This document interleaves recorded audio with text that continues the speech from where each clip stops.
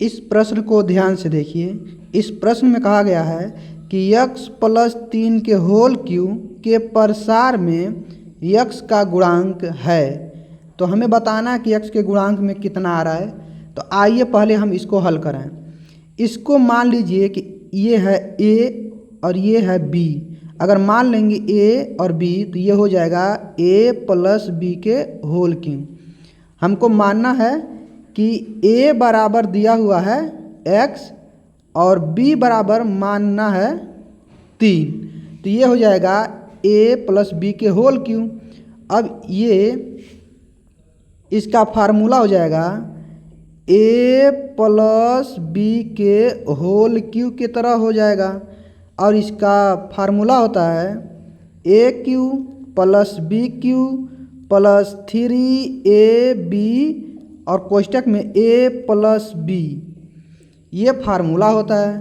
अब इसी फार्मूले में ये मान को रखना है। तो आइए रखते हैं।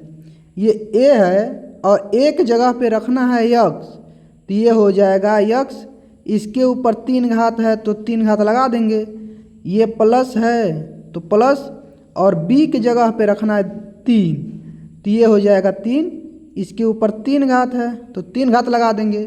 फिर ये प्लस है तो प्लस, 3 है तो 3, 3 और a के बीच में गुणा का चिन्ह है तो गुणा का चिन्ह लगा देंगे।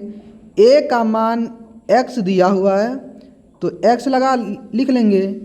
a और b के बीच में फिर गुणा का चिन्ह है और b का मान 3 दिया हुआ है, 3 रख लिए।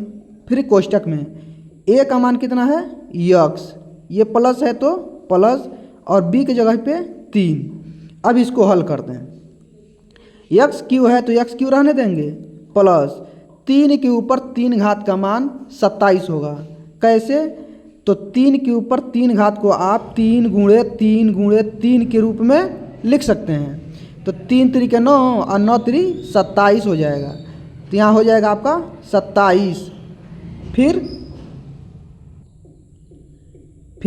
ये प्लस है तो प्लस 3 से 3 में गुणा करेंगे तो हो जाएगा 9 और इसके साथ ही x है तो x।